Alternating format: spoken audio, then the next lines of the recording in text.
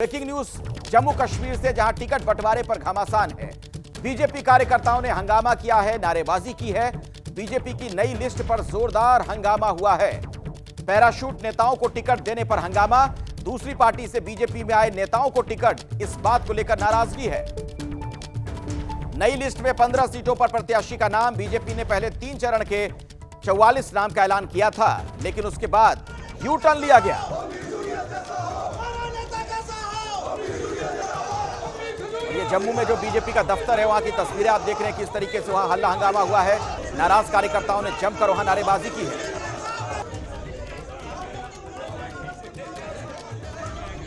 देखिए, एक ही दिन में दरअसल बीजेपी की दूसरी लिस्ट आ गई। दूसरी लिस्ट में सिर्फ एक नाम का ऐलान, कोकरनाग से रोशन हुसैन को टिकट दिया गया। बीजेपी ने पहली लिस्ट में 15 प्रत्याशी उतारे थे। 10 बजे की पहली लिस्ट में 44 प्रत्याशियों के नाम थे। 12 बजे की नई लिस्ट में 15 प्रत्याशियों के नाम और 2 बजे की लिस्ट में सिर्फ एक प्रत्याशी का ही नाम। इस लिस्ट का जो ये पेच है, ये हम जरा समझते हैं। हमारे साथ अजय बाचलू, हमारे सहयोगी, जुड़े हुए हैं। अजय, ये बताइए, ये क्या खेल है? लिस्ट जारी, उसके बाद फिर नए नाम आ रहे हैं, फिर दूसरे नाम आ रहे हैं, चक्कर क्या है ये? इसी चक्कर का जवाब जानने के लिए अखिलेश, मैं बीजेपी दफ्तर में हूं और बीजेपी दफ्तर में घमासान इसी चक्कर के लिए मचा हुआ है। दरअसल सुबह जो बीजेपी ने लिस्ट जारी की, उसमें कई बड़े दिग्गज बेटिकट हो गए थे। क्या कविंद्र गुप्ता, क्या निर्मल सिंह, क्या बाली भगत, बड़े नेता जो हैं, जो पिछली सरकार में मंत्री, कैबिनेट मिनिस्टर तक रहे हैं, उन सब का टिकट काटा गया था। हालांकि बीजेपी ने डैमेज कंट्रोल करने के लिए कुछ ही मिनटों में ये लिस्ट जो है ये वापस ली और सिर्फ पहला जो चरण है मतदान का, उसकी लिस्ट जारी की। और उसमें पहले चरण के मतदान में जो 3 बड़े नेता थे जम्मू कश्मीर से, चाहे वो सुनील शर्मा हो, चाहे वो शक्तिराज परिहार हो, चाहे वो दिलीप परिहार हो, उन तीनों को टिकट जो है वो पहले ही मिल चुका था। डैमेज कंट्रोल करने की कवायद जैसे ही शुरू हुई, लेकिन उससे पहले ही बीजेपी की जो पहली लिस्ट थी, जिसमें 44 नाम थे, वो लिस्ट यहाँ सार्वजनिक हो गई। और जम्मू में जो नेता हैं बीजेपी के, जो कद्दावर नेता है, उनके समर्थक बीजेपी दफ्तर आए और लगातार यहां नारेबाजी की। बीजेपी के जो प्रदेश अध्यक्ष है रविंद्र रैना, उनके दफ्तर के बाहर यहां जमकर हंगामा हुआ, नारेबाजी हुई, जिंदाबाद मुर्दाबाद के नारे लगे। और जिसके बाद रविंद्र रैना जो है, उन्होंने डैमेज कंट्रोल करने की कोशिश की। जो आप बता रहे हैं अजय, जो है बाहर आए। दर्शकों को मैं समझा दूं, फिर इस पर आगे आपसे विस्तार से जानकारी भी लेंगे। बीजेपी प्रदेश अध्यक्ष ने दरवाजा तक बंद कर दिया। हंगामा होने पर दफ्तर का दरवाजा बंद करना पड़ा। कार्यकर्ताओं ने टिकट बंटवारे पर आक्रोश जताया। रविंद्र रैना ने हंगामे की शुरुआत में एक बयान दिया, मैं खुद सबसे मिलकर बात करूंगा। बीजेपी में सभी कार्यकर्ताओं का सम्मान। लेकिन अजय, सवाल तो यह है कि दरवाजा तक बंद करना पड़ गया। जी बिल्कुल, देखिए, रविंद्र रैना करीब आधे घंटे तक मैं कहूंगा अंदर रहे। उन्होंने दरवाजा बंद किया। बाहर जो गनर्स जो रविंद्र रैना को मिले हैं, वो उनके दरवाजे पर पहरा लगाते रहे। ना केवल इन प्रदर्शनकारियों को, इन बीजेपी के कार्यकर्ताओं को, बल्कि मीडिया को भी अंदर जाने से रोका गया। और लगातार ये कवायद करीब आधे घंटे तक यहां पर हंगामा बरपा और जबरदस्त हंगामा बरपा, जिसके बाद बीजेपी अध्यक्ष रविंद्र रैना खुद बाहर आए। जो नेता रविंद्र रैना ने इस दौरान कहा क्या, अजय जरा सुन लेते हैं, फिर आता हूं मैं आपके पास, सुनवाते दर्शकों को।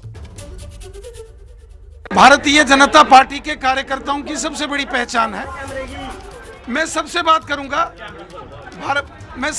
करूंगा, एक एक कार्यकर्ता, हर एक कार्यकर्ता से मैं बात करूंगा। अजय, लेकिन सवाल यह है कि हाल के दिनों में अगर आप बात करें तो बीजेपी में इस तरह के हालात नहीं बनते थे, ऐसी स्थिति नहीं दिखती थी। जैसा बाकी पार्टियों में लोग बागी हो जाते थे, नारेबाजी करने लगते थे, ये स्थिति हुई क्यों? क्या है अंदर खाने से खबर? इनसाइड स्टोरी तो बताइए। देखिए, अंदर की कहानी यह है कि जिस तरह से जो पहली लिस्ट जारी हुई, उसमें से जो बड़े नाम काटे गए और उन बड़े नामों की जगह जिन लोगों को टिकट दिया गया, वो हाल फिलहाल में ही पार्टी में आए हैं। और उनमें से कुछ लोग कांग्रेस से हैं, कुछ लोग नेशनल कॉन्फ्रेंस से हैं, कुछ लोग पैंथर्स पार्टी से हैं। तो आम जो कार्यकर्ता है या आम जो नेता है, उनका गुस्सा इसी बात पे है कि उन्होंने अपना जीवन जो है पार्टी के लिए, पार्टी की विचारधारा के लिए यहां दिया है, और अचानक जो पैराशूट से ड्रॉपिंग होती है और उन नेताओं को टिकट दिया जाता है, ये आक्रोश था। और लगातार ये मांग की जा रही थी कि जो पैराशूट से नेता है, उन्हें यहां हटाया जाए। जो लोग पार्टी की कुछ दिनों पहले तक पार्टी की विचारधारा के खिलाफ बोलते थे, पार्टी का विरोध करते थे, उन्हें आप किस तरह टिकट दे रहे हैं, और जबकि जो लोग पार्टी का झंडा थामे यहां खड़े हैं उन्हें किस तरह से नेग्लेक्ट किया गया है, यह सबसे बड़ा सवाल था, जिस पर खुद रविंद्र रैना ने कहा कि वो सबसे बात करेंगे। लेकिन बीजेपी की दिक्कत यह है कि बीजेपी का जो एक इंटरनल सर्वे हुआ है उस हिसाब से उन्होंने ये टिकटें दी हैं, और बीजेपी का ये दावा है, जो बीजेपी के सूत्र बता रहे हैं, कि विनिंग प्रोबेबिलिटी देखकर जो है ये लिस्ट जारी की गई है। हंगामा सिर्फ इधर नहीं है, दूसरी तरफ भी कशमकश की स्थिति है। जम्मू कश्मीर चुनाव में कांग्रेस और एनसी गठबंधन पर बड़ी खबर। दर्शकों को बता दूं मैं कि सीटों पर सहमति को लेकर श्रीनगर में बैठक की गई। सूत्रों के मुताबिक 2 सीटों पर पेच फंस गया है। कांग्रेस 37 सीटों पर उतारना चाहती है प्रत्याशी। कांग्रेस को 35 सीटें देने को तैयार है नेशनल कॉन्फ्रेंस। फारूक अब्दुल्ला के घर 1-on-1 मीटिंग हुई। सलमान खुर्शीद पहुंचे, वेणुगोपाल गए, गुलाम अहमद रहे मौजूद। फारूक अब्दुल्ला से लेकर उमर अब्दुल्ला, नासिर वानी बैठक में शामिल हुए, और कुछ ही देर में कांग्रेस एनसी की दूसरे दौर की बैठक शुरू होगी। अजय, इस तरफ भी टिकट को लेकर अजीब तरीके के हालात बने हुए हैं। बात 40 से शुरू हुई थी, जब खबरें आ रही थी कि कांग्रेस 40 पर लड़ सकती है, फिर 37 पर अड़ी हुई है कांग्रेस, लेकिन नेशनल कॉन्फ्रेंस कह रही है कि नहीं, सिर्फ 35 सीटें आपको मिलेंगी। देखिए, पेच जो फंसा हुआ है, जो सूत्र मुझे बता रहे हैं उनके मुताबिक पहले फेज में जम्मू की बानीहाल सीट से पेच फंसा हुआ है, और जम्मू की इंद्रवाल सीट जो है जिस पे पहले फेज में चुनाव होना है, इस पर जो है पेच फंसा हुआ। दरअसल कांग्रेस की दिक्कत यह है कि जो पूर्व प्रधान थे कांग्रेस के वकार रसूल वानी, वो बानीहाल से आते हैं, उन्हें हाल में ही हटाया गया, और वो अगर इस समय कांग्रेस उनको टिकट नहीं देती है, ना उनके पास टिकट रहता है, ना प्रदेश के प्रधान वो रहते हैं, वो कहीं डैमेज न कर दे, तो इसलिए कांग्रेस जो है वो अपना बानीहाल की सीट देने के मूड में नहीं है। दूसरी सीट इंद्रवाल की है, जो जम्मू के किश्तवाड़ में आती है। वहां पर जो है कांग्रेस वो सीट ये मान रही है कि विनिंग प्रोबेबिलिटी उनकी ज्यादा है, इसलिए वो ये सीट एनसी को नहीं देना चाहती। और पहले सीट जो जम्मू की अगर बात करूं तो इन्हीं दोनों सीटों पर जो है लगातार पेच फंसा हुआ है। वहीं कश्मीर घाटी की अगर बात करें तो वहां पर भी पेच जो फंसा हुआ है वो हब्बा-कदल सीट पर फंसा हुआ है, जो कांग्रेस देने के मूड में फिलहाल नहीं दिख रही है। बहुत बहुत शुक्रिया अजय इस जानकारी के लिए। महाराष्ट्र के शिक्षा मंत्री के बयान से वहां सियासी भूचाल की स्थिति है। दरअसल बदलापुर कांड को लेकर शिक्षा मंत्री ने बड़ा दावा किया। बदलापुर के स्कूल से सीसीटीवी फुटेज गायब है। घटना वाले दिन का सीसीटीवी फुटेज गायब, यह कहा वहां के शिक्षा मंत्री ने। घटना के दिन से 15 दिनों का सीसीटीवी फुटेज गायब है। शिक्षा मंत्री खुद ये बात कह रहे हैं कि वहां जो सीसीटीवी फुटेज मिलना चाहिए था वो नहीं मिला, वो गायब बताया जा रहा है। तो कितनी बड़ी ये साजिश हो सकती है, कॉन्स्पिरेसी, इसका अंदाजा इसी बात से लगाइए आप। ये 15 दिन का सीसीटीवी फुटेज ये गायब है, तो इसके बारे में भी इंक्वायरी होनी चाहिए। पुलिस डिपार्टमेंट का काम है, उसको इंटेंशनली गायब किया गया या सचमुच वो नहीं है, इसके बारे में आफ्टर इंक्वायरी सब चीज़ें सामने आ जाएगी। इस खबर पर और विस्तार से आप तक जानकारी पहुंचाएंगी मेरी सहयोगी नम्रता इस वक्त मौजूद हैं। देखिए नम्रता, ये अजीब सी चीज वहां नजर आ रही है। इसके पहले हम लोग सुन रहे थे कि वहां के मुख्यमंत्री कह रहे थे कि ये साजिश है। जो लोग सरकार में बैठे हैं वो इस तरह की दलीलें दे रहे हैं, तो कौन कर रहा है? सरकार रोक क्यों नहीं पा रही है? शिक्षा मंत्री अब कह रहे हैं कि सीसीटीवी फुटेज ही गायब है। देखिए अखिलेश, सबसे बड़ा सवाल ये है कि सीसीटीवी फुटेज गायब है, लेकिन उसके अलावा शिक्षा मंत्री ने एक और बात कही कि जो पीड़िता है उसके परिवार ने खुद क्लास टीचर और प्रिंसिपल से जाकर शिकायत की थी, उन्होंने इस बात का संज्ञान नहीं लिया, उनकी तरफ से कोई कार्रवाई नहीं की। उसके बाद थक हार कर परिवार जो है वो पुलिस स्टेशन जाता है, वहाँ पर पुलिस को शिकायत देने की कोशिश करते हैं, वहाँ 12 घंटे तक शिकायत दर्ज नहीं करवाई जाती है। दीपक केसरकर उनकी तरफ से एजुकेशन और महिला बाल विकास मंत्रालय की तरफ से कमेटी बनाई गई थी, उस कमेटी ने रिपोर्ट सबमिट किया। रिपोर्ट में बहुत बड़े खुलासे हुए हैं। सबसे पहला खुलासा ये कि 15 दिनों का जो सीसीटीवी फुटेज है वो गायब है, यानी कि घटना के दिन को लेकर उसके पहले की जो 14 दिन है, ये कुल 15 दिन का सीसीटीवी फुटेज गायब है। यानी कि जो आरोपी है, क्या उसने इसके पहले भी इस घटना को अंजाम दिया? क्योंकि घटना जो है वो 13 तारीख की बताई जा रही है। अगर फुटेज गायब है तो क्या उसने ये पहली बार नहीं, इसके पहले भी बच्चियों के साथ किया है? दूसरी बड़ी बात ये है कि शिक्षा मंत्री ने कहा कि 4 और लोगों को आरोपी बनाना चाहिए। 4 वो लोग ये जो 2 अटेंडेंट थी जिनको बालिकाओं को शौचालय ले जाना था उनको, इसलिए रखा जाता है, वो वहाँ पर प्रेजेंट नहीं थी।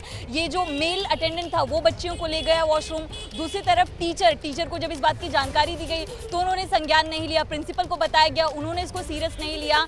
दूसरी तरफ यहाँ पर जो स्टेटमेंट दिया जा रहा है उसमें भी बहुत डिफरेंसेस हैं। टीचर का कहना है कि हमारे पास जो जानकारी आई वो पेरेंट्स ने 16 तारीख को दी, लेकिन पेरेंट्स का कहना है कि उन्होंने 14 तारीख को बताया था टीचर्स को।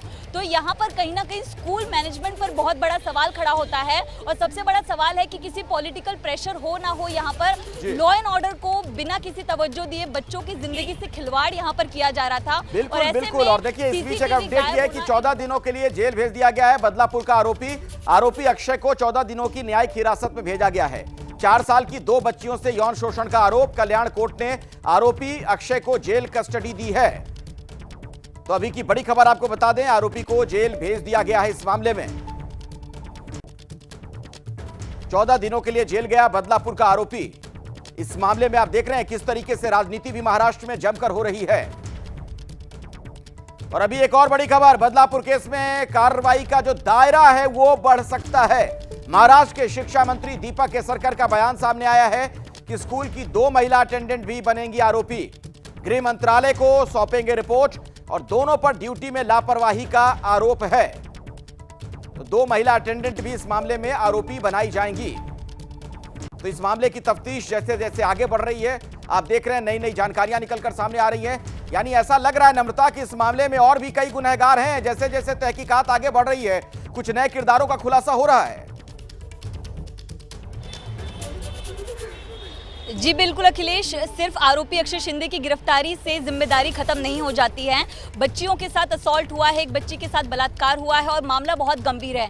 ऐसे में कार्रवाई ना सिर्फ पुलिस और स्कूल पर होती है, उन लोगों पर भी होती है जिनकी मदद के लिए परिवार गया था, जिन लोगों से परिवार ने बात की। और ऐसे में शिक्षा मंत्री ने एक बहुत बड़ी बात की है कि ठीक जिस दिन घटना हुई और उसके पहले के दिन के 15 दिन की CCTV फुटेज गायब होना, स्कूल मैनेजमेंट और किसी ताकत जो है वो इसके पीछे नजर आता है। तो ऐसे में भले एक आरोपी को गिरफ्तार किया गया है, लेकिन जो 2 महिला अटेंडेंट है, जब शिक्षा मंत्री की कमेटी उनसे पूछताछ के लिए गई, वो दोनों भी वहां अवेलेबल नहीं थी। यानी कि वो बच रही हैं, वो भाग रही हैं।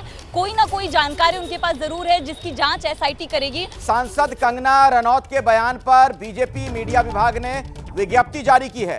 कंगना ने किसान आंदोलन पर दिया था विवादित बयान, जिस पर कांग्रेस घेर रही थी। बीजेपी ने कंगना के बयान से असहमति जताई है।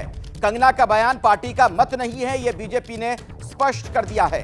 पार्टी के नीतिगत विषयों पर बोलने के लिए कंगना अधिकृत नहीं है, यह बीजेपी की तरफ से कहा गया है। कांग्रेस ने इसे बड़ा मुद्दा बना दिया था। बाकायदा सुप्रिया श्रीनेत ने सोशल मीडिया पर यह लिखा था कि बीजेपी बताए कि क्या यह कंगना का निजी बयान है या पार्टी की सरकार की भी यही सोच है। बयानबाजी पर बीजेपी की कंगना को चेतावनी, भविष्य में इस तरह के बयान ना दे कंगना रनौत, ये बीजेपी की तरफ से उन्हें कहा गया है। तो किसान आंदोलन को लेकर जो बातें कही थी कंगना रनौत ने, वो सेल्फ गोल साबित हो सकता था। ऐसे में बीजेपी ने कंगना के बयान से दूरी बना ली है। कंगना का बयान पार्टी का मत नहीं, ये कहना भारतीय जनता पार्टी का। पार्टी के नीतिगत विषयों पर बोलने के लिए कंगना अधिकृत नहीं है, ये साफ कर दिया गया है। बाकायदा विज्ञप्ति जारी करके ये बातें कही गई हैं। हमारे साथ नीरज, हमारे सहयोगी, जुड़ गए इसी खबर पर। नीरज, कंगना का जो बयान था वो पार्टी के लिए मुसीबत का सबब बन सकता था, इसलिए पार्टी ने अब लग रहा है दूरी बना ली। बिल्कुल निश्चित रूप में कंगना रनौत अब केवल अभिनेत्री नहीं रह गई, बल्कि कंगना रनौत अब सांसद हो चुकी हैं, भारतीय जनता पार्टी की सांसद है मंडी से। ऐसे में उनके बयान को पार्टी का बयान माना जा सकता था, इसीलिए पार्टी ने उनके बयान से पल्ला झाड़ लिया है। और मेरी तो जानकारी यहाँ तक है कि कंगना रनौत को पार्टी की तरफ से काफी हिदायत दी गई है कि आगे से इस तरह का बयान ना दिया जाए, और इसीलिए पार्टी ने आज बाकायदा एक प्रेस रिलीज जारी की। और प्रेस रिलीज जारी करके पार्टी ने ये कहा है कि ये पार्टी का अधिकृत बयान नहीं है, बल्कि उनका अपना निजी बयान हो सकता है, और पार्टी इनके बयानों से इत्तेफाक नहीं रखती है, क्योंकि हरियाणा का चुनाव है, किसान आंदोलन, बहुत सारे विषय। इसके अलावा इंटरनेशनल मामला भी है, क्योंकि उन्होंने बांग्लादेश के पर निशाना साधते हुए चीन और अमेरिका का भी नाम लिया है, और वो भाजपा की मेंबर ऑफ पार्लियामेंट है। ऐसे में इंटरनेशनल विषयों पर भी सवाल खड़े हो सकते थे, पार्टी और सरकार पर सवाल बन सकते थे। ऐसे में पार्टी ने तुरंत उनसे पल्ला झाड़ते हुए इस मामले पर अपना बयान जारी किया, और हिदायत भी दी है कि कंगना रनौत को कि आगे से इस तरह की बात ना करे। वैसे पिछले कुछ दिनों में देखा जाए, कंगना रनौत लगातार कुछ न कुछ बयानबाजी करती रही है, जो पार्टी के लिए मुसीबत का सबब बनता रहा है। तो पार्टी अब ताकीद कर रही है कंगना को कि आप बयानबाजी से परहेज करें। कंगना के बयान से बीजेपी ने दूरी बना ली है। कंगना ने किसान आंदोलन पर जो बात कही थी, उस बीजेपी का कहना है कि हमारा कोई आधिकारिक ये बयान नहीं है। कोलकाता में आरजीकर अस्पताल में खूब भ्रष्टाचार। छापे के दौरान सीबीआई को अस्पताल से सबूत मिले हैं। यह भी सूत्रों के हवाले से बड़ी जानकारी निकलकर सामने आ रही है और सीबीआई के अधिकारी ने खुद यह बात कही थी कि खूब सबूत मिले हैं। भ्रष्टाचार मामले में दस्तावेज, डिजिटल सबूत मिले हैं। सीबीआई ने भ्रष्टाचार के मामले में 15 जगहों पर रेड की है। आरजीकर अस्पताल करप्शन का बहुत बड़ा अड्डा, यह भी एक बड़ी जानकारी निकलकर सामने आ रही है। तो इस हॉस्पिटल में करप्शन के भी कई मामले अब उजागर हो रहे हैं। छापे के दौरान सीबीआई को अस्पताल से अहम सबूत मिले हैं। भ्रष्टाचार वाले मामले में दस्तावेज भी मिले हैं और डिजिटल सबूत मिलने की बात भी सामने आ रही है। आइए वरुण जैन से जानते हैं इसी मामले में कि सीबीआई की तहकीकात कहां तक आगे बढ़ी। वरुण बताइए, और क्या कुछ सीबीआई को मिला है? देखिए, बिल्कुल भ्रष्टाचार के मामले को लेकर कल सीबीआई ने 15 लोकेशंस पर छापेमारी की थी। अस्पताल से लेकर संदीप घोष से लेकर देवाशीष, जो कि उनके राइट हैंड है, और वो कंपनी और कई ऐसे लोग थे जिनके यहाँ पर छापेमारी करी। कई अहम दस्तावेज मिले हैं, कई डॉक्यूमेंट्स मिले हैं, क्योंकि ये सबको पता था कि किस तरीके से अस्पताल के अंदर धांधली चल रही थी, किस तरीके से जो टेंडर्स है उनकी प्रक्रियाएं गलत होती, गलत तरीके से अपनी चहेती कंपनियों को जो टेंडर्स है वो दे दिए जाते थे। आज भी जो सीबीआई की एंटी करप्शन यूनिट है उसने देवाशीष अपने दफ्तर बुलाया था, वहां पर भी कई घंटों पूछताछ हुई। लेकिन सबसे अहम यहां पर यह भी हो जाता है कि जो रेप और हत्या का मामला है, क्या उसकी कड़ियां भी इस करप्शन से आकर जुड़ेगी? क्योंकि देखिए, दोनों मामलों की पैरेलल इन्वेस्टिगेशन हो रही है। लेकिन अब कहीं ना कहीं सवाल इस बात पर भी खड़े होने लगे हैं, क्योंकि 10 दिन से ज्यादा सीबीआई के पास रेप और हत्या का मामला टेक ओवर किए हो चुका है। 50 से ज्यादा लोगों के बयान दर्ज किए जा चुके हैं, कई लोगों के पॉलीग्राफिक टेस्ट हो चुके हैं। संदीप घोष का भी जो सेकेंड सेशन है वो चल रहा है। तो ऐसे में अभी तक सीबीआई की तरफ से भी सिर्फ एक ही गिरफ्तारी की गई है, वो है संजय रॉय की, जो गिरफ्तारी कोलकाता पुलिस ने की थी। तो अब देखना ये होगा किस तरीके से अब सीबीआई इस केस को आगे बढ़ाती है। बड़ी जानकारी दर्शकों तक मैं पहुंचा दूं कि सीबीआई की पूछताछ जारी है और पॉलीग्राफ टेस्ट का आज दूसरा सेशन भी हुआ। संदीप का पॉलीग्राफ टेस्ट, संदीप घोष के ठिकानों पर भी सीबीआई ने रेड मारी है। संदीप के ठिकाने से भी कई सबूत मिले हैं। संदीप के घर पर 12 घंटे तक यह छापेमारी चली है और इस दौरान कुछ दस्तावेज मिले, कुछ डिजिटल सबूत मिले। आरजीकर अस्पताल का एक नया वीडियो सामने आ गया है। 9 अगस्त को घटना के दिन का यह वीडियो है।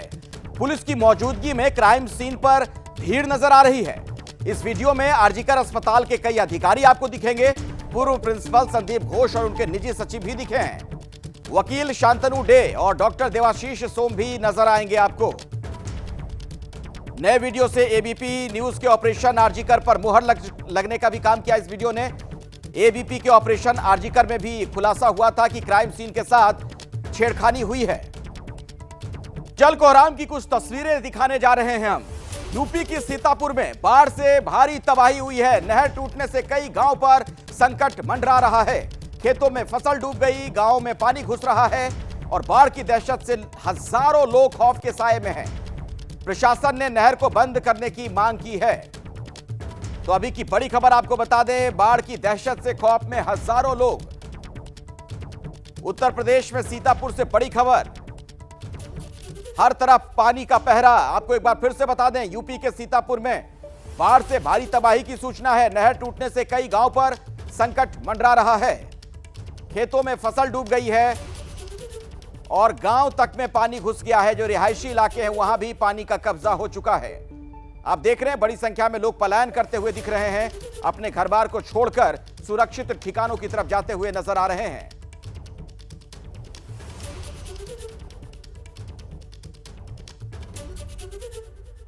आइए सीधे सीतापुर में आपको लिए चलता हूं। वहां पर संजय त्रिपाठी मेरे सहयोगी मौजूद हैं। संजय, आप वहां पर मौजूद हैं, आपने वहां लोगों से बातचीत की होगी, मुआयना किया होगा, किस तरीके के हालात दिख रहे हैं? देखिए, तस्वीरें दिखाता हूँ अखिलेश, उससे आप समझिएगा कि ये त्रासदी कितनी बड़ी है।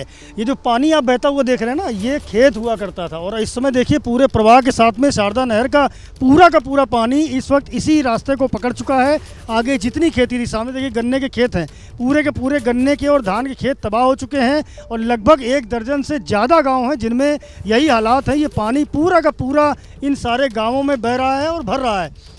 मैं अपने सहयोगी प्रेम सिंह से कहूँगा कि तस्वीरें जरा इधर की भी दिखाएं कि ये जो रास्ता है, ये सामने से जहाँ से पानी आ रहा है, यही शारदा नहर है। और इस समय आपको पूरी की पूरी जो शारदा नहर है वो इस ओर बहती हुई नज़र आएगी। जिसको कटान बताया गया था वो कटान नहीं बल्कि ये नहर फट गई है। इस नहर के फटने से लगभग 50 मीटर का एक रास्ता बन गया है और उसी रास्ते से पूरा का पूरा जो पानी है वो आगे के जितने गांव हैं, ये भिनैनी साइफन गांव है जहां से कटान हुआ है, और आगे के लगभग 1 दर्जन से ज़्यादा गांव इस समय बाढ़ की चपेट में आ चुके हैं। यहाँ स्थानीय लोग खड़े हैं, दहशत में हैं कि आखिरकार ये जो जल प्रवाह है ये कब रुकेगा, कैसे रुकेगा।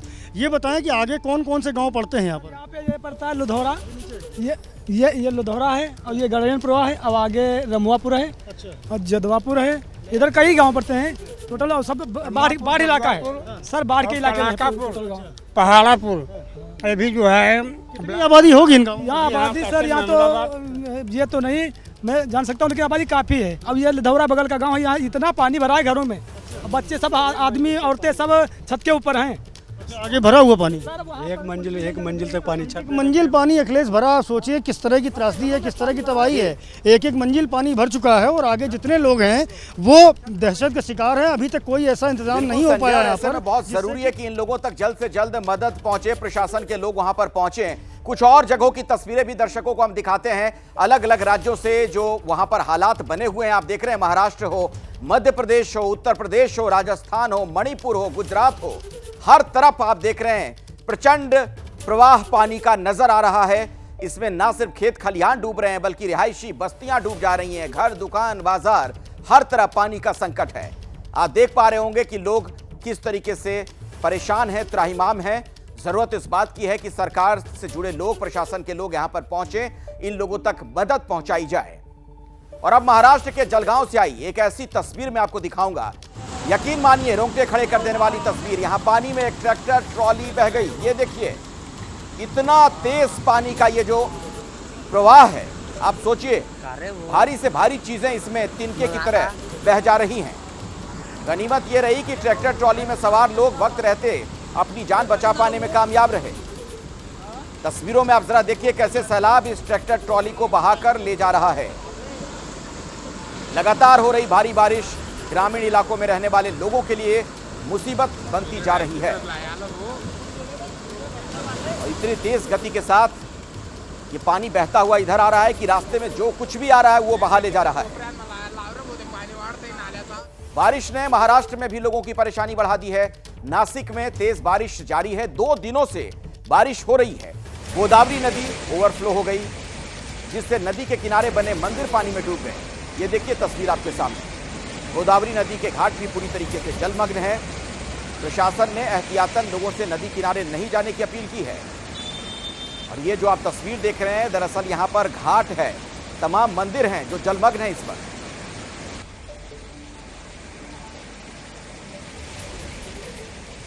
और नासिक सीधे मैं आपको लिए चलता हूं, मेरे साथ मुकुल मौजूद हैं, हमारे सहयोगी। मुकुल, अगर मैं सही हूं तो जो तस्वीरें हम दिखा रहे हैं ये पूरा वो घाट और वो मंदिर का वो हिस्सा है जहां प्रधानमंत्री मोदी भी पहुंचे थे चुनाव से पहले।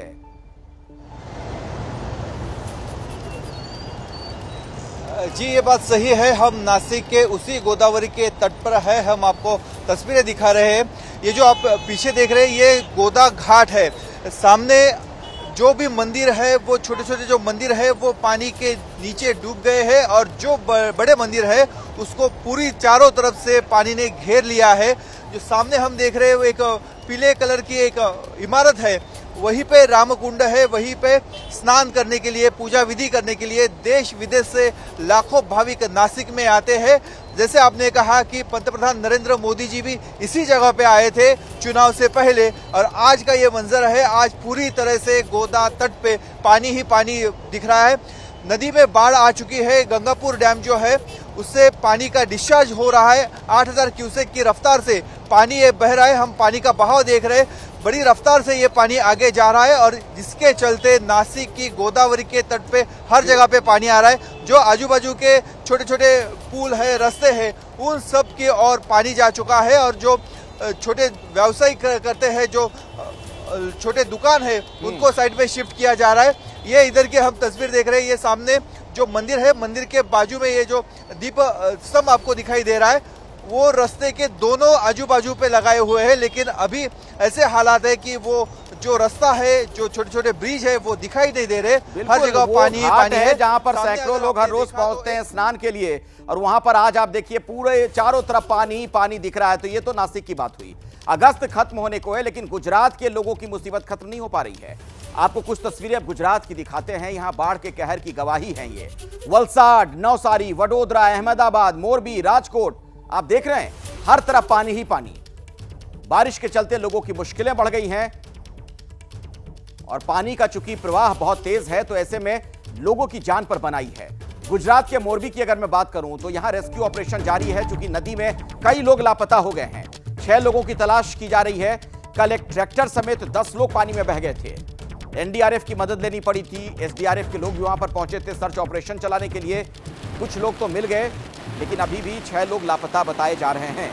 और ये देखिए भारी ट्रैक्टर जिसे खिसकाया नहीं जा सकता, और वो देखिए किस तरीके से वहां पर पलट गया इस तरह से। उसके दोनों टायर ऊपर की तरफ, और ये ट्रैक्टर जल समाधि लिया हुआ नजर आ रहा है। इसी ट्रैक्टर पर कुछ लोग सवार थे, जिनमें से 4 लोगों को तो बचा लिया गया है, लेकिन बाकी लोगों के बारे में कोई जानकारी नहीं मिल पा रही है। और अभी की एक बड़ी खबर मैं आपको बता दूं, अहमदाबाद में भारी बारिश से हाल बेहाल है। बारिश के बाद शहर के कई इलाकों में जल भराव की स्थिति है। अहमदाबाद की सड़कों पर बारिश का पानी भर चुका है। बारिश के पानी में सड़क पर चलती दिखी नाव। अंडरपास में भी कई यात्री फंसे हुए हैं। कुछ लोगों को वहां से निकाला भी गया है, और ये देख रहे हैं कुछ लोग वहां पर चंपू खेते हुए नजर आए खुद से। ये अहमदाबाद की तस्वीर है। किस तरीके के हालात वहां पर बने हुए हैं वो आप देख पा रहे होंगे। तो ये सब तथाकथित तौर पर वो स्मार्ट सिटी हैं जिन्हें लेकर बड़ी बड़ी बातें कही जाती हैं, लेकिन आप देखिए किस तरीके के हालात हो जाते हैं। जल निकासी की कोई व्यवस्था नहीं। अंडरपास में कई यात्री फंस गए, उनकी जान पर बनाई थी। वो तो वक्त रहते इन्हें निकाल लिया गया, वरना किसी तरीके का कोई बड़ा हादसा हो सकता था। ये तमाम बड़े शहर, आधुनिक शहर, और यहां का हाल आप जरा देखिए। बारिश होती ही तालाब वाली स्थिति हर तरफ नजर आती है। ड्रेनेज सिस्टम पूरी तरीके से ठप, जल निकासी की व्यवस्था नहीं, और इसी की वजह से आप देख रहे हैं शहर के अंदर भी इस तरीके के हालात बन जाते हैं। एससीओ समिट को लेकर अभी की एक बड़ी खबर है। एससीओ की बैठक में प्रधानमंत्री मोदी हिस्सा नहीं लेंगे। 15-16 अक्टूबर को इस्लामाबाद में एससीओ की बैठक होनी है। पाकिस्तानी प्रधानमंत्री ने भेजा था बैठक में शामिल होने का न्योता। पीएम की जगह विदेश मंत्री इस बैठक में भारत का प्रतिनिधित्व करेंगे। तो प्रधानमंत्री मोदी इसमें हिस्सा नहीं लेंगे। 15 और 16 अक्टूबर को इस्लामाबाद में एससीओ की बैठक होनी है। पाकिस्तानी पीएम ने भेजा था बैठक में शामिल होने का न्योता, लेकिन नरेंद्र मोदी ने, प्रधानमंत्री ने ये न्योता ठुकरा दिया है। एससीओ समिट में अब विदेश मंत्री हिस्सा लेने के लिए जाएंगे, चूंकि भारत का प्रतिनिधित्व वहां पर वही करेंगे। यानी पीएम मोदी इसमें अब हिस्सा नहीं लेंगे। 15 और 16 अक्टूबर को इस्लामाबाद में यह बैठक होनी है। तो पीएम की जगह विदेश मंत्री इस बैठक में भारत का प्रतिनिधित्व कर सकते हैं। प्रधानमंत्री को आमंत्रित किया गया था, पाकिस्तान के प्रधानमंत्री की तरफ से न्योता भेजा गया था, लेकिन प्रधानमंत्री मोदी इसमें हिस्सा नहीं लेंगे। तो 15 और 16 अक्टूबर को इस्लामाबाद में ये जो बैठक होनी थी, इसी को लेकर, एससीओ की बैठक को लेकर भारत के प्रधानमंत्री को भी आमंत्रित किया गया था, लेकिन इस आमंत्रण को ठुकरा दिया गया है। भारत के प्रधानमंत्री इसमें हिस्सा नहीं लेंगे। विदेश मंत्री जरूर भारत का प्रतिनिधित्व कर सकते हैं, यानी कि एस जयशंकर वहां पर जा सकते हैं। हमारे साथ आशीष, हमारे सहयोगी जुड़ गए। आशीष, एससीओ की बैठक में प्रधानमंत्री मोदी नहीं जा रहे हैं? जी हाँ, बिल्कुल। खुद पाकिस्तान के प्रधानमंत्री शहबाज शरीफ ने न्योता दिया था प्रधानमंत्री मोदी को 15 और 16 अक्टूबर को इस्लामाबाद में अखिलेश एससीओ माफ कीजिएगा, एससीओ हेड्स ऑफ स्टेट्स की मीटिंग होनी है, जिसमें अमूमन हेड्स ऑफ स्टेट शामिल होते हैं, लेकिन पाकिस्तान नहीं जाएंगे प्रधानमंत्री मोदी। हमें टॉप सोर्सेज ने कंफर्म किया है। पहले ये कयास लगाए जा रहे थे कि 8 साल बाद प्रधानमंत्री मोदी क्या पाकिस्तान का दौरा करेंगे। ये तय हो गया है कि वो खुद स्वयं नहीं जाएंगे। संभव है कि उनकी जगह विदेश मंत्री एस जयशंकर भारत का प्रतिनिधित्व इन 2 दिनों के लिए एससीओ बैठक में इस्लामाबाद में करें। इस बाबत भी कोई फैसला नहीं हुआ है कि वीडियो कॉन्फ्रेंस के जरिए प्रधानमंत्री मोदी खुद जुड़ेंगे कि नहीं जुड़ेंगे, लेकिन कम से कम ये बिल्कुल तय है। एबीपी न्यूज की एक्सक्लूसिव खबर है। बिल्कुल छोटे में आशीष, अगर आप बता सके वजह क्या इसके पीछे? देखिए, भारत ने जो पोजीशन लिया है पाकिस्तान को लेकर के कि जब तक वो क्रेडिबल एक्शन नहीं लेते टेररिज्म के खिलाफ, तब तक प्रधानमंत्री स्तर पर इस तरह का विजिट करना नामुमकिन है। जब बातचीत नहीं हो रही है तो ऐसे में प्रधानमंत्री ने इसी वजह से ये फैसला किया है कि वो स्वयं पाकिस्तान का दौरा एससीओ में हिस्सा लेने के लिए नहीं करेंगे। ठीक है, बहुत बहुत धन्यवाद आशीष इस जानकारी के लिए आपका। राजस्थान के अजमेर से भी एक बड़ी खबर इस बीच आ गई है। राजस्थान के अजमेर से बारिश का कहर, लगातार बारिश से शहर में 2 फीट पानी भर गया है। बारिश का पानी लोगों के घरों में घुस गया है। भारी बारिश के बाद शहर की बिजली काट दी गई। लोगों का प्रशासन पर लापरवाही का आरोप है। प्रशासन की लापरवाही से शहर में पानी, ये आरोप लोग लगा रहे हैं। तो राजस्थान के अजमेर से बड़ी खबर, बारिश का कहर यहां भी देखने को मिला है। शहर में किस तरीके के हालात हैं वो तस्वीर आपके सामने। और ये देखिए, जो आसमान से ली गई ये तस्वीरें हैं, एरियल शॉट, उसमें आप देख पा रहे हैं किस तरीके से हर तरफ पानी ही पानी। ये अजमेर है और यहां पर जो सड़कें हैं ऐसा लग रहा है मानो कोई नहर हो। हर तरफ पानी ही पानी नजर आ रहा है। शहर के अंदर रिहायशी इलाकों में, बाजार में पानी घुस चुका है पूरी तरह से। मेरे साथ मनीष शर्मा जुड़े हुए हैं, मेरे सहयोगी। मनीष, अजमेर में जो स्थिति बन गई, शहर के अंदर भी हम देख रहे हैं हर तरफ पानी ही पानी, क्या किसी तरह की कोई वहां पर प्रशासन की तरफ से चूक हुई है जैसा कि लोग आरोप लगा रहे हैं, क्या और कुछ वजह बताई जा रही है? अखिलेश, इसमें कोई दो राय नहीं कि अजमेर में सिर्फ एक दिन में जो 5 इंच की बारिश हुई उसने कहर ला दिया। मैं इस वक्त जिस जगह पर हूँ, मैं पानी की तस्वीरें आपको दिखाना चाहूँगा कि आप देखें आना सागर जो शहर के बीच में एक बड़ा, एक जिसको कहें जलाशय है, वो जब ओवरफ्लो होता है तो उसका पानी कुछ इस तरीके से आप देख सकते हैं। ये आना सागर का पानी ओवरफ्लो होने के बाद शहर के जो रिहायशी इलाके हैं उनमें किस तरीके से पहुंचता है। इस पानी की निकासी का कोई और रास्ता नहीं होने की वजह इसके कारण जो आसपास की जो कॉलोनियाँ हैं, खासतौर पर लो लाइंग जो एरिया है, वहाँ पर सबसे ज़्यादा पानी कहर बरसाता है। और इस वक्त भी ये पानी की निकासी ज़बरदस्त तरीके से चल रही है और अगले कुछ घंटे तक लगातार ये जारी रहेगी। बड़ी राहत की बात यह है कि आज अजमेर में बारिश नहीं हो रही, लेकिन बारिश अपने साथ कितनी मुसीबतें लाती है ये भी एक मैं आपको उदाहरण दिखाना चाहूँगा। मेरे साथ कुछ सांप पकड़ने वाले यानी जो स्नेक कैचर हैं वो हैं, इनके हाथ में आप इस वक्त भी देख सकते हैं। ये वो सांप है जो पानी के ज़रिए बह कर के लोगों के घरों में, दुकानों में इस तरीके से पहुंचते हैं। और इस सांप ने अभी अभी इन्हें अपनी तरफ से डंक भी मारा। आपका नाम बताएं। और मैंने देखा भी आपको सांप ने डंक भी मारा, क्या ये खतरनाक नहीं है? नहीं सर, ये नॉन वेमन्स है, चेकर्ड किलबैक बोलते हैं इसे, वाटर स्नेक भी बोलते हैं। तो इसमें पॉइजन बिल्कुल भी नहीं होता और स्वभाव से अग्रेसिव होता है ये। तो जाहिर सी बात है अगर इसे हम फ्री हैंड पकड़ेंगे तो ये बाइट करेगा ही करेगा। लोगों को तो डर लगता है, उनको तो नहीं पता। उन्हें नहीं पता, लेकिन हम जागरूक करते भी है। कहीं पकड़ने जाते हैं हम तो उन्हें बताते हैं, सांप के बारे में जानकारी देते हैं कि ये नॉन। टीमें आपकी जगह जगह घूम रही है ताकि आप सांपों को घरों में। सर हम 4 जने हैं फिलहाल, तो और भी हैं, लेकिन हमारी सिविल डिफेंस टीम में 4 जने हैं जो इसे रेस्क्यू करते हैं। अखिलेश, आप देख सकते हैं SDRF की, सिविल डिफेंस की, ये तमाम टीमें इस वक्त हैं। आप ये बताएं ये पानी कब तक बहता रहेगा? सर ये तो शाम तक, कल सुबह तक बेहतर रहेगा। देखिए, बारिश आ गई तो बहुत बड़ी लापरवाही है, जल निकासी की व्यवस्था ना होना, और यही वजह है कि आप देख रहे हैं शहर में किस तरीके के हालात बन गए हैं। अब हम आपको गुजरात के मेहसाणा की कुछ तस्वीरें दिखाते हैं। यहाँ तेज तूफान ने मेहसाणा में खूब तबाही मचाई। आपको ये बता दें, दरअसल हिंगलाजपुर में तेज तूफान के बाद तबाही की स्थिति थी। लोगों के छत उड़ गए, पेड़ टूट गए, आसपास के 4 से 5 गांव में भारी तबाही हुई है। तेज हवा और उसके बाद आप देख रहे हैं किस तरीके की स्थिति थी। तो कुदरत का प्रकोप देखने को मिल रहा है भारत के एक बड़े हिस्से में। बारिश से लोग परेशान हैं, तूफान से लोग परेशान। ये मेहसाणा की तस्वीर है गुजरात की। इस तूफान की वजह से आप देखिए लोगों के घर बार टूट गए हैं, कई पेड़ गिर गए, और जो ये हादसा हुआ है कई जगहों पर, अब सवाल यह है कि क्या इसमें कुछ लोगों की भी जान गई है, जान माल का कितना बड़ा नुकसान हुआ है। ये आप देख रहे हैं मेहसाणा की तस्वीर आपके सामने।